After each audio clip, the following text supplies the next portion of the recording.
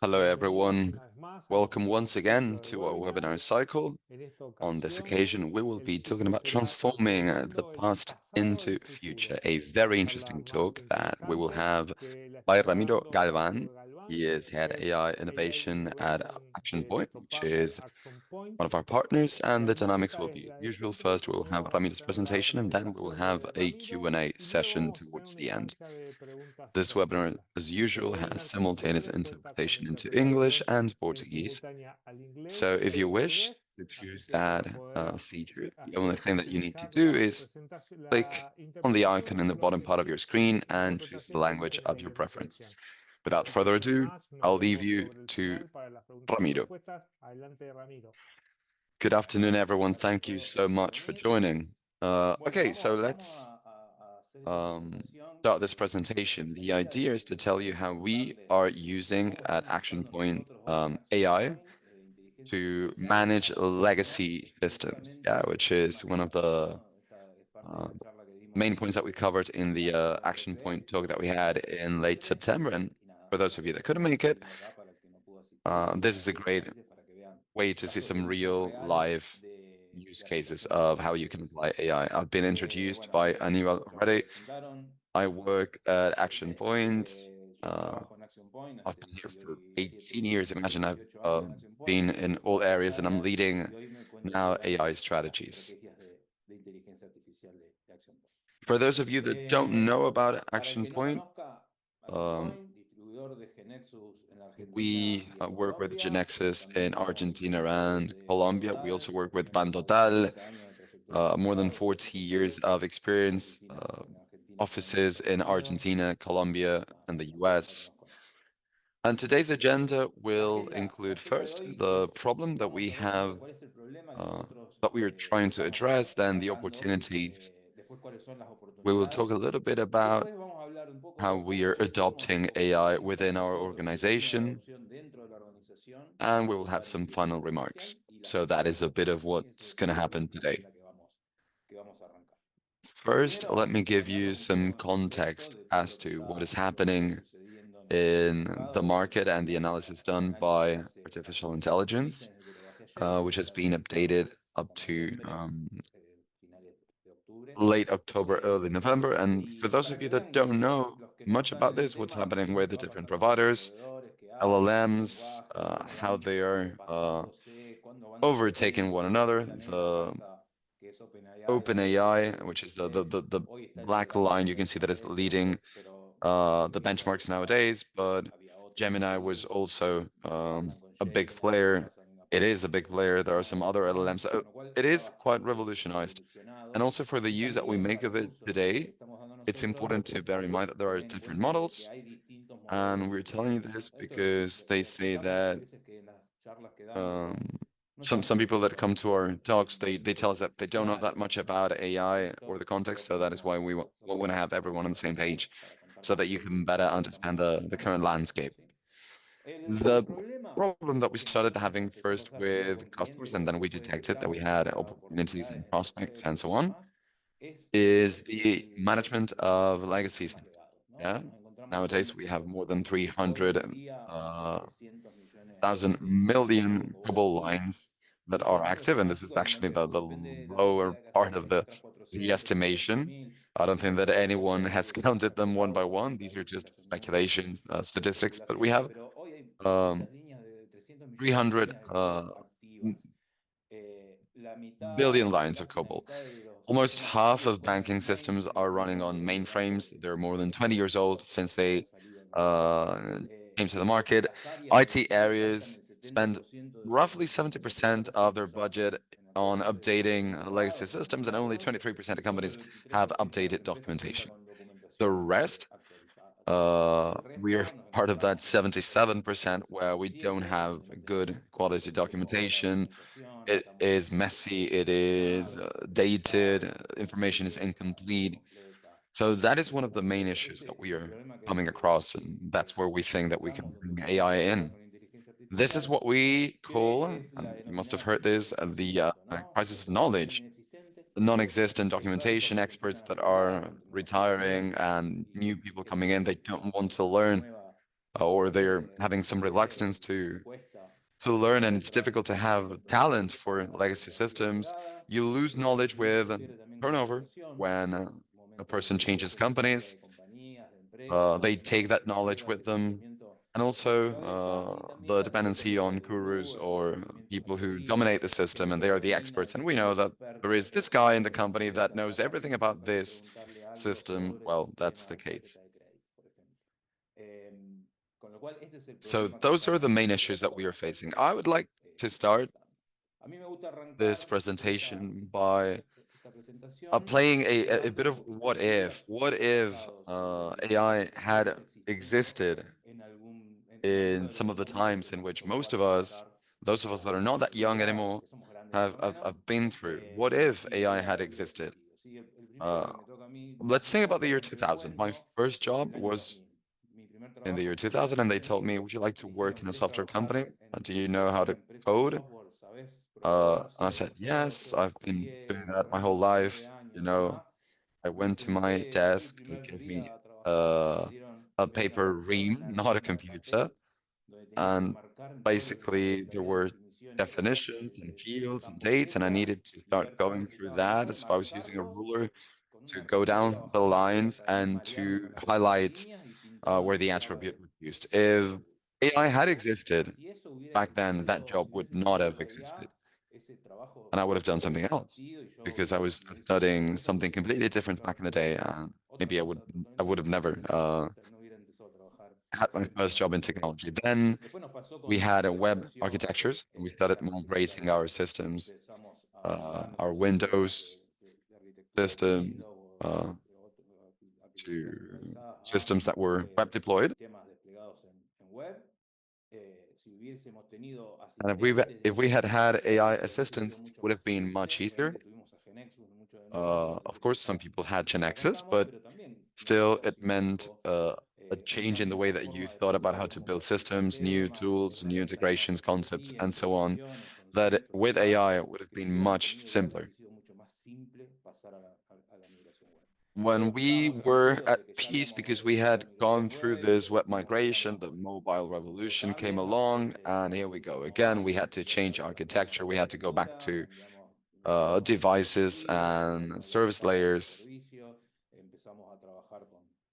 a different way of working compared to how we were doing web. And well, needless to say, the last, I thought of, or I'm sure that there are thousands of use cases where AI would have played a key role, but the last one is the cloud migration, which is not just migrating a server from one location to another, but thinking about a new architecture, services, knowing the products that you have for each solution, and it would have been much easier with AI. And of course, we're still in time for that one. So now we're going to talk about the opportunities that we see with this. I'll give you a quick presentation. Of course, we use Globant Enterprise AI for most of the cases that I'll be sharing with you, but this is also for those cases in which you don't know about Globant Enterprise AI. We understand that you know about it. Uh, and many of the things that I might say might be too obvious for you, but well. So let's talk about some of the capabilities that AI has. And these are some of the capabilities that we have detected. And as I said, there must be 1,000 cases that I haven't thought of. Stuff that is important to you, stuff that feels irrelevant to you. So these are the ones that we thought of. And the first one that we think is really interesting is analysis and understanding. We have system budgeting, migration processes where before you had to sit at a desk with the expert of each of the companies to go through the code that you needed to migrate. And nowadays you can do that with AI. You can better understand it. AI doesn't get bored. AI does not hide information from you. So the first thing is to detect what a code does, whether it's a legacy code or not. In this case, we're thinking about a legacy case. What it does, what the parameters are, what its objectives, its goals, its steps are, who changed it, modified it, wrote it, etc. And you would document all that. Then Automated migrations. When we think of migrations, we're not thinking of big code restructurings, but rather migrating libraries, languages, different versions.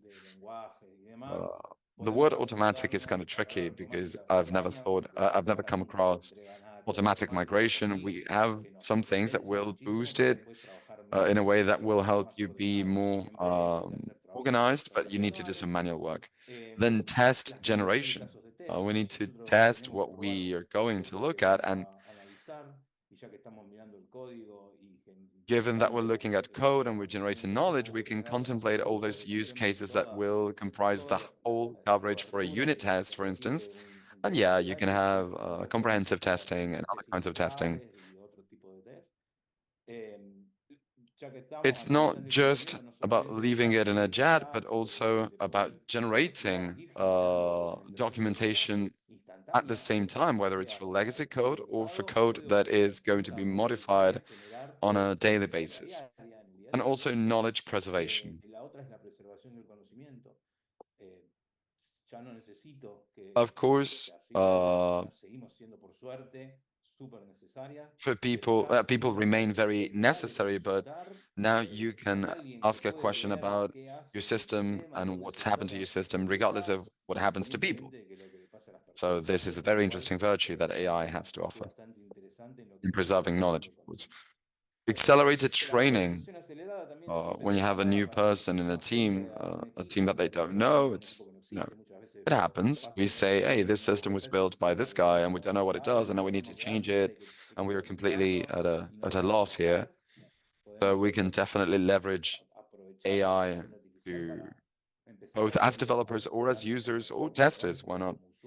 Uh, Whatever has to do with the system that we can accelerate that training. Smart refactoring, which is the possibility of changing architecture, changing the way in which you do some things, also leveraged by AI, and spotting vulnerabilities. Yeah, there are many other things, I'm sure, but I think that these eight are the main ones that I want to share. That was theory. Now let's talk about uh, some practical cases on which we've been working at Action Point. We've been working with this for over a year now. We started with enterprise AI, but we had ChatGPT before. We were giving it a try. Then we were working with Anthropic. Uh, we've been on this for quite a while, and some of the things I'm going to show you are proofs of concept. Some of them are projects that are running, some of them are completed, and some of them are about to start as soon as the conditions are given. So let me tell you a bit about one case that does not have to do with GeneXus.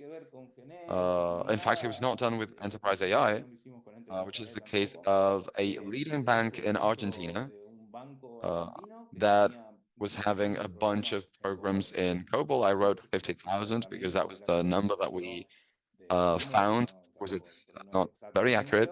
But what happened is, for those of you that are not from Argentina, uh, we were going through a serious inflation crisis in the last couple of years, and some of the imports, some of the amounts were out of range because of the change in the numbers. So this bank was changing systems overnight when everything gets consolidated. What happened was that some programs were cancelled, and therefore night shifters spent hours trying to fix something. And they had to call one or two guys, one or two developers that knew how to fix this because they could not, uh, as it was 50,000 programs, they didn't know where to start. And what we did was we asked them to give us a text document. We exported it, and with a series of scripts in Python, we called an AI agent. We analyzed, we created prompts, and we called an AI agent that gave us a functional presentation. It generated a couple of test cases, and it thought of a couple of use cases of poorly defined variables for the case of the amounts. Yeah. Of course, people think very differently. Some people write numbers and figures in a certain way. Some people do it in another. Even though there are conventions, some things might be different. So plain text searches were impossible. And we created an agent that, by understanding what the program was doing, it detected whether there was a warning. Yeah, so that was the first case that we had last year.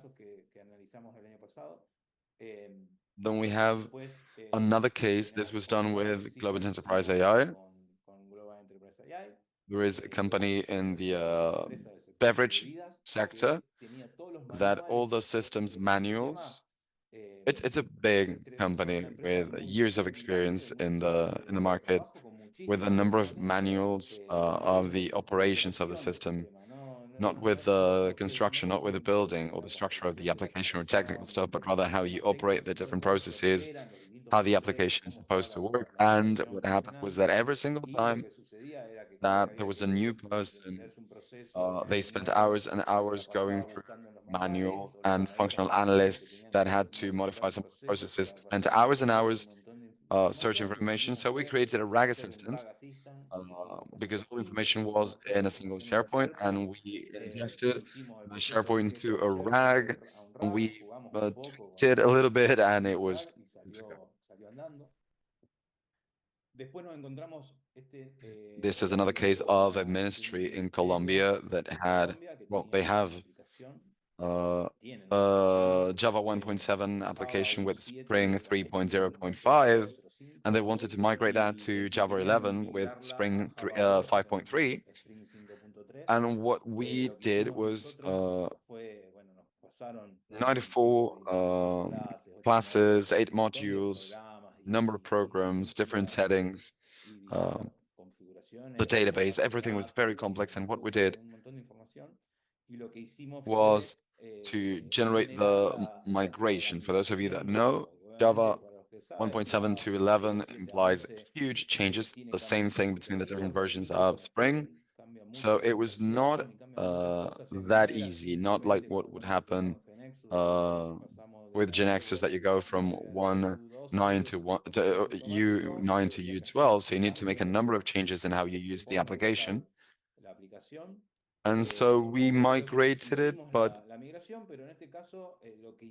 first we generated the migrated programs, and we know that nothing is automatic. So what we did was to accelerate the work of the Java developer that was controlling, that was overseeing this migration, and we generated side-to-side documents. So a document that had for each program, okay, what was there before, what should there be after, and a justification of why they had done that. So the developer would read that analysis that had been made, and it had to just keep challenging AI or make a modification if they saw fit. So it was a lot of work that was saved in the process. Then this is the case of another bank. This is about to be implemented next year, but it's almost ready to go. This bank is currently migrating its banking core, and as part of this migration, they're changing the database. And they came across more than 300 stored procedures that were running on a Sybase, which was going to be no longer good. But those 400 stored procedures are not part of the migration because they have to rewrite them because the logics completely changed for the new bank version. But they have to use it in parallel, so they can't stop using it in parallel. The moment that we got there, they wanted us to have to create a project that didn't have to do that much with AI. And they said we had all these procedures and we need to write them in Java. We need to take them from the database, migrate the database. And we were just beginning to think of these solutions with AI in all of our processes. We made a counter offer and we said, okay, what we can do, we think that it doesn't make sense to migrate something that you're going to be really discarding or throwing away in a couple of months during the migration. So what we will do is we will leave the stored procedures as they are. We will analyze them with AI. We will take a look at the input and output parameters, the functional dependencies between the different stored procedures, because some of them were called by other stored procedures. So we had to have an architecture map to see what stored procedures were being consumed by the current system and which ones weren't. Um, and What we did was we wrapped with Java, knowing the input and the output parameters and the way in which uh, you executed the Sybase on Java, we generated all the wrappers. And that solution was integrated via an API that does not require to have the written stored procedures that will be thrown away months after all the migration is done.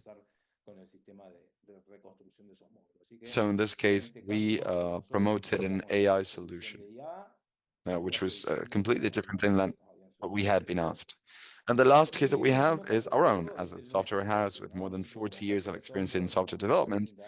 Um, we all work a lot with GeneXus, with Bantatal, but there are so many other things that we have done over time, many technologies. We have many GeneXus versions that are being used simultaneously, a lot of GeneXus servers, uh, maybe KBs that are very old. They're part of our old customers, maybe projects that were discontinued.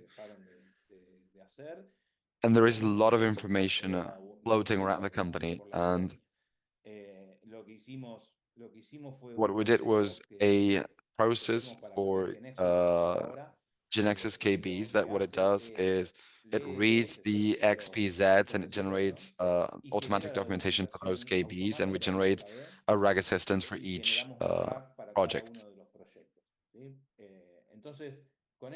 So that is good when someone wants to do something new, to look up if there is an implementation for that that has already been developed, even if it's old, if you want to migrate that, or if you want to work on an application, you can chat directly with code. And we went one step further and we said, okay, this is great for the old stuff, but how can we make sure that this won't happen again? So we integrated it in our continuous integration processes.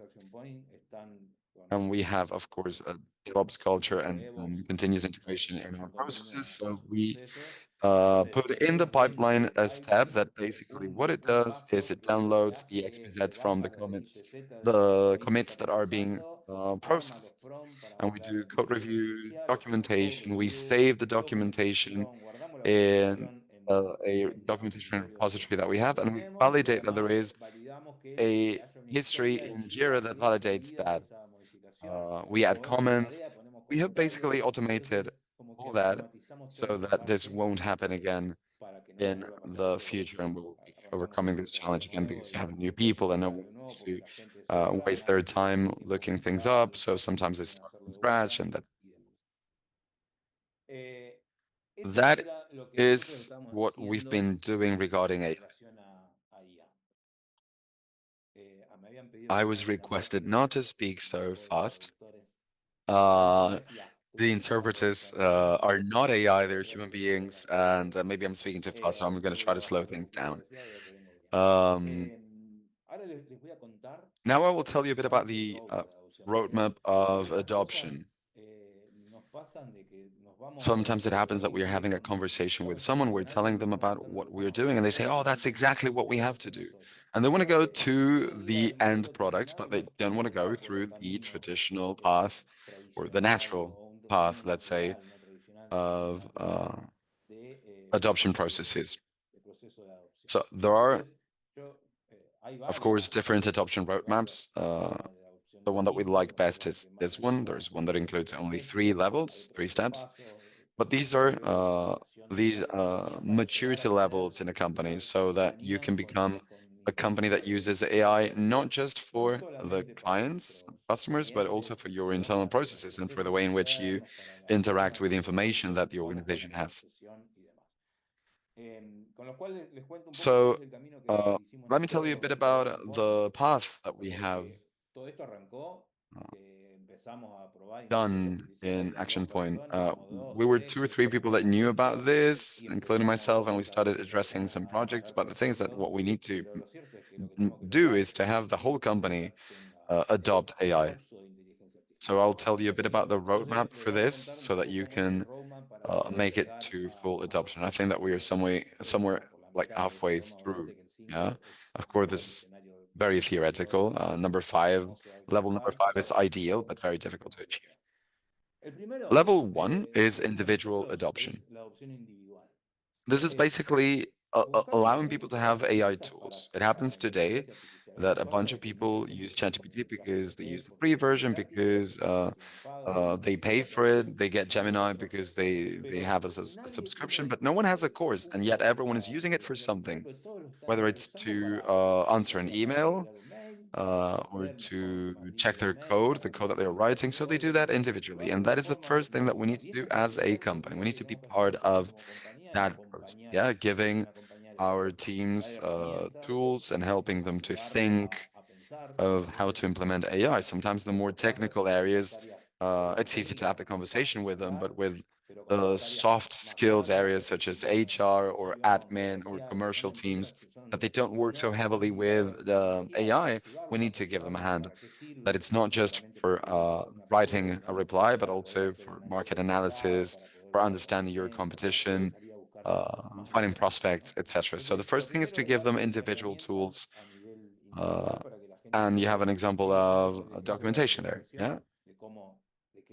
So manual documentation plus AI. Level two is that once you have individual adoption, you can think of a team integrating AI tools as such. That's what happens with, for example, our pre-sales teams, for example, with GeneXus, commercial departments or areas where you start working with AI when crafting a proposal. What you do with AI is you define how you work, you structure the formats, we organize questions for the meetings, and that's how we work. But now it's done in teams. So you have different teams that start using AI tools. Once you've been through that, through teams adoptions, you have adoption at departments level. So you start with very small teams with a certain mission, and now you start working with this with a whole department. So, for example, HR, finance, marketing, commercial, operations, you name it.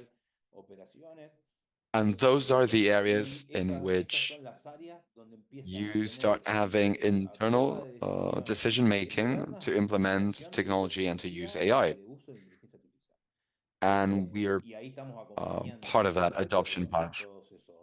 After that, you have company adoption, where all the different areas are generating information for the management, for audits, to make better decisions, to have more information, and finally, predictive adoption of generating information at any time, at any point. It is a long path. Sometimes we lose our way halfway through it, but the idea is to get to that level five. Another thing that happens to us, and in fact, it happened to us this year, is okay, what if we don't adopt AI? Can we just keep going as we are? Well, most certainly the answer is yes, but competition will get tricky. Um, Customers also will have some movements, the industry will change, and there will be a bigger gap that is building. So if your competitor has a certain AI adoption level and you have a completely different one, what about that gap? So what we say is if you're one level behind that adoption level, you're you're losing some of that profit margin because you're spending more hours, it's taking you longer, you're spending more resources, and you don't want that to happen. If you stay two levels behind, you're losing market share. So you will have companies that are offering exactly the same as you are, but they're doing it cheaper and faster. And three levels behind, there is an existential risk. Yeah, it's not about your market share becoming smaller. It's about your people actually migrating to companies that are um, implementing this in a better way because they're using better technology, they're more advanced. So this is just to encourage you to start including AI in your companies.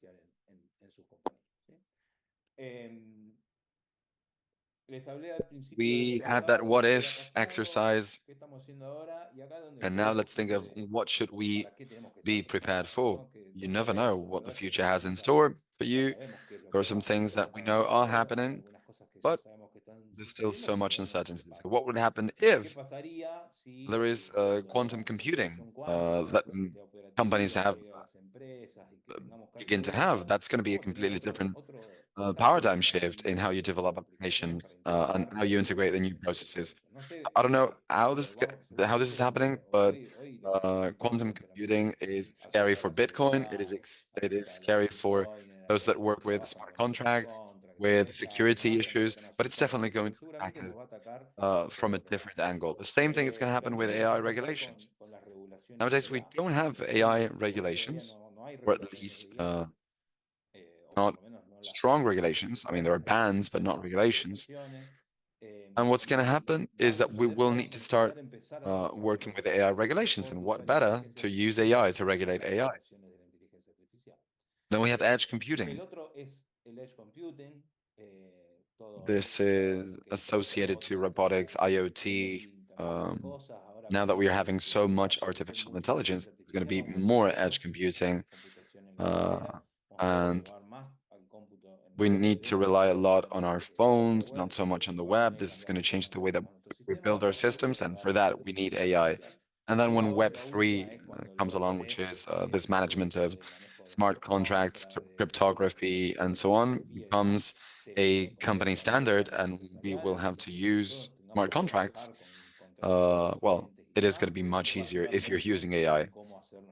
So the bottom line is no AI, no adaptability, basically. Impossible to adapt. So some final remarks, some conclusion. The catch is to wait for miraculous products. We shouldn't. Don't wait for that one size fits all solution. Look at what happened in 2022 when GPT 3.5 came out. We said, yeah, okay, this is great to write stories, write jokes. Let's wait for it to evolve and to become more mature because it's a very incipient technology. And okay, then we said, okay, let's wait for GPT 4. By the way, OpenAI was the only thing that everyone was talking about back in the day. And then we started waiting for something that was a bit more updated, that was more applicable to the industry that you're working on. This is too general. And then in 2024, we had all that, but we were waiting for regulations. Okay, let's see what governments have to say about this, what organizations have to say about this. Where is all this going? You know, that is still a kind of conversation that we're having today. And 2025, and your competitors are in production already. So don't wait for that miraculous solution. Start implementing. Finally, let me share with you the patterns concept. Uh, I call it uh, an anti-pattern, which is first thing is let's have a committee for this. Okay, I'm not saying that you shouldn't have a committee, but start with step one. Give people tools, let people try things, and once that happens, you can have a committee to start managing the management initiatives, concentrating knowledge, doing research, development. As we said before, we have a committee, for instance, but you need to go through a few phases first. Then the second thing is, okay, yeah, no, I want to get some formal training from HR. Otherwise, I won't know how to do it. No, that's not the way. This, you get your hands dirty, you learn by doing. It's out on the internet, it's everywhere, it's on YouTube, it's free. You don't need any kind of formal training. Of course, if you can get some formal training, you will. You should definitely get it, but let's not wait for it to start using AI. You gotta learn by doing. Same thing with waiting for the next model. Use the current model. They're changing every 2 months. There are new releases, new tools, new providers, multimodal, images, video, whatever. Use the one that you have available today because, again, it's never ending. Same thing with pilots. Don't wait that long. Start small, baby steps. Start thinking of small processes, uh, have a victory 1 week after. Use an assistant, use AI, install the vectorial base, whatever you want. Get your hands dirty and you will definitely get there faster. And last but not least is policies first, such as let's ban it all and let's see how we can start using things little by little. This is like banning the internet. People use the internet whether or not you've given them the tools. You realize that everyone uses internet. So don't block the road because that's going to backfire. So as a summary, it is not about AI, it is about you with AI. So for legacy systems, that's a great quote. Um, but what I like to wrap up by saying is that the question that we should be asking ourselves is when do we start? And if the answer is not, we've already started, that's the wrong answer. So feel free to reach me if you have any questions, but we have a Q&A session now. You've got my contact details. You can drop a line. I love to have a good conversation. So thank you so much, Ramiro. There you go. Just leave that so that they have your contact details. Great presentation. Super interesting. And the most interesting thing is that we're talking about practical cases, some cases that you experienced firsthand. And I think that in that sense, Marisa, for instance, is asking, hey, I understand that the AI implementation in GeneXus is mostly done by Global Enterprise AI. Are these projects that you mentioned developed were they developed with that tool? Most of them were. Then the truth is that we like to play with different tools. So for some cases, we only used ChatGPT, but mostly it was Enterprise AI, Global Enterprise AI. That's the product that we prefer. It is usually the first step that we take. Most of these projects were done with Global Enterprise AI. Some of them were done with Cursor. Some of them were done by programming assistants with Python, but most of what I told you, and I just told you, I mean, the talk was only about companies that have legacy systems. We have a number of projects. We have quite a few enormous projects at the moment, and we are using AI for all. Okay, thank you very much. Marcelo Cabrera, you were raising your hand. I've permitted that you open your mic if you would like to ask a question. Okay, do we have any other questions while we wait for Marcelo? Hey, sorry, I didn't mean to raise my hand. Sorry. Thank you, thank you. I'll keep listening. It's okay, no problem. Okay, we have no more questions apparently. You all have Ramino's contact. It's rgalvan@accionpoint.com. Action Point is one of our partners in Argentina. They work in Argentina and Colombia, but they work everywhere, right? Yes, in Aruba as well. We have a question by Federico Pascale, a friend of mine. Are there any use cases for COBOL and RPG? Yes, we're working with another bank after the example of this COBOL case that I mentioned. There was a similar case, and in this case, it is RPG native. So yeah, yes, we use both.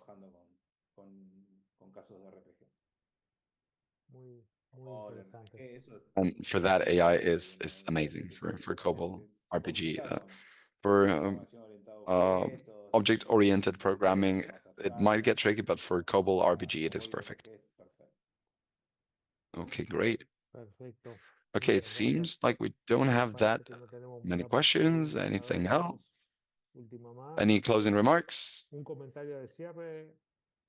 We have Pablo Herrera. He Herrera que raised his levante su hand. mano. A ver, Pablo, You can open your estoy mic now. habilitando el micrófono. Adelante, Pablo. Okay, Pablo. while Bueno, mientras Pablo Pablo va uh, habilitando el opens micrófono, his mic, we have another Marisa question by nos va a Marisa. responder She por, says, okay, sorry, por one chat. more. You spoke Perdón, of Marisa. legacy code. What Ahora other mismo examples of consideramos que opportunities of muchos transforming with ejemplos han AI could sido you tell us oportunidades about? de transformar con IA That is por what otros Marisa is asking. sistemas. Eso es lo que te pregunta Marisa. Bien, Okay, so we are using nosotros lo it for estamos usando absolutely para absolutamente everything. todo. We're not AI No first somos yet AI first todavía. because sometimes we find it Nos cuesta a difficult to veces be, but we use it instalarlo, for pero lo absolutely usamos para todo, uh, ¿no? O sea, everything. nosotros ahora We have tenemos projects where we need to proyectos en los que manage knowledge bases administramos that el we did not conocimiento create de la ourselves, and even though información y the tomamos el project may not have conocimiento been no created to predeterminado use y AI, we use aplicarlo. AI nonetheless Nosotros le aplicamos so nuestra that inteligencia artificial people working para que in la that gente que está project trabajando will have en ese proyecto uh, tenga la better información processed information. más masticada, We más use it for detallada. infrastructure Lo usamos para when we infraestructura, want to cuando queremos levantar nuevos servicios, nuevas cosas, lo usamos uh, mucho de forma work with new interna services. We use it internally. I'm using it a lot, sobre for eso. instance, Yo lo estoy usando mucho for para pipeline automation. automatización de It's pipelines. Es really muy bueno good to para write cumplir some este Jenkins pipeline pipelines automation or Azure con DevOps, the ones that we use. CI/CD So we y use it demás. basically for Así everything. que lo usamos para We todo, have ¿sí? O sea, tenemos cases casos of de clients that we clientes were working with for some ahora como te estaba specific HR comentando, como module. Pablo, That's the case of a que very es large un banco, bank muy grande, that que hace they have a bunch of interviews, investigating y CVs, and all that, preguntándole and y we're helping them to ayudando interpret en all en those hacer el CVs proceso for de some venta, la búsqueda determinada, specific armado de ofertas, objetivos, selection hay un montón de processes, casos hiring así. processes. So you can literally use it for anything. Para cualquier cosa, yo lo uso para todo. Okay, thank you so much. Perfecto. We have Gracias, Ramiro. Pablo Tenemos Herrera. a Go Pablo ahead. Herrera que levantaba la mano. Adelante, Hello, good Pablo. afternoon, everyone. Buenas tardes con todos. We have a Nosotros tenemos system, un sistema que está desarrollado, an que está RPG that desarrollando is este developed COBOL. in ¿Cómo nos podrían ayudar o an ERP nosotros that que is vamos a developed in entender muy COBOL. bien How could we cómo modernize it podríamos in a faster way? modernizarlo de una manera más rápida This system. este sistema? So you want to migrate Pablo, lo that? que querés You want to es leave COBOL? cambiarlo, sacarlo Yes, de exactly. COBOL Modernize it and convert Sacarlo de it, COBOL, modernizarlo y let's convertirlo say, to .NET. a punto Okay, .NET. what we did in Exacto. those Lo que nosotros cases hicimos en esos casos, is we didn't have a full tuvimos un migration proceso de process migración as entero, you're así como lo mentioning, hicimos but some nosotros, specific cases puntual of COBOL de language. ese lenguaje de COBOL. Pero lo que se hace But es you un basically do the same macromodelizaje, thing. ¿no? O First, sea, you hacemos sweep all venta your arriba de los programas para uh, encontrar programs to qué es lo see que what they hacen, do, qué what tablas de tables they ofertas, have, qué what business lógica de logics they negocio have. And tienen. Y una once vez que you hacemos do eso, that, en ese and caminito while you vamos do that, aprovechando you para armar create functional procesos dependencies, adicionales, what is qué supposed cosas to más call usan, what are the cuáles son processes en eso involved, diseñamos las what UTS, projects, después las what bases de programs are ofertas, calling what programas other como eso, programs, y and then you empezamos a analyze the implementar ahí, screens. después analizamos las pantallas, And y for the nada, rest, you have para todo eso GeneXus. sí existe GeneXus, ¿no? O Um, sea, vamos con GeneXus so y you start resolvemos building your application with GeneXus, con but GeneXus. Pero nos ahorramos functional specifications la are especificación much funcional easier del on lado the del cliente, clients, que on el the cliente tenga que clients or the mandar, customers end. que en este caso ustedes tengan que You don't mandar need to describe the gente whole a escribir application, toda la aplicación, todo eso and te then lo it's ahorras con inteligencia a artificial. Después es una software cuestión building obviamente process de where software, ¿no? Que sin duda la IA AI is going to be va a really ser helpful. las cabezas y otras herramientas. Gracias. Perfecto. Okay, thank you very much. I see that we Muchas have a gracias, couple Ramiro. of Veo que questions that hay dos have to do preguntas with que tienen GX que ver Next. con That GeneXus has nothing 6. to do with this webinar. De manera All como those puede, questions will be todas estas answered preguntas by van a ser email. Okay, respondidas por I have correo. one Tengo by acá una de Ricardo Reyes que Ricardo. He's pregunta saying, si hay algún caso do you práctico have de any practical cases conversiones of de migrations of sistemas de GeneXus older a versions GeneXus, from de GeneXus GeneXus en to versiones newer versions anteriores a of GeneXus en versiones más GeneXus? nuevas? No, not really. We're No, no thinking necesitamos of ninguno, estamos some of those comprobando algunos cases, de esos casos, but no, we haven't applied pero any. no aplicamos I ninguno. think that Lo cierto GeneXus es is que quite good GeneXus with code es bastante migration, so bueno perhaps en that is migración de código, entonces por ahí, sin thinking of an utilizar AI migration integración con inteligencia artificial, está might be bueno para useful, but ayudarnos y GeneXus helps a GeneXus lot ayuda already. mucho con eso, ¿no? So Salvo que lo queramos I hacer don't de know, like RPG PHP to a web Java, web, you sí, know? que ahí cambia toda la But yeah, you experiencia. need to sit Pero down, nada, take a eso good hard lo look, básico es and see what you can analizarlo, do. verlo y ver qué se puede hacer. Okay, thank you so much. Perfecto. Ramiro, I Gracias, think that Ramiro. we Bueno, creo que are solo nos quedan done. We have Fidel from Chile. He's asking us if this webinar is going to be recorded, and the answer is a yes, and we will be posting it on our website at www.genexus.com/webinars.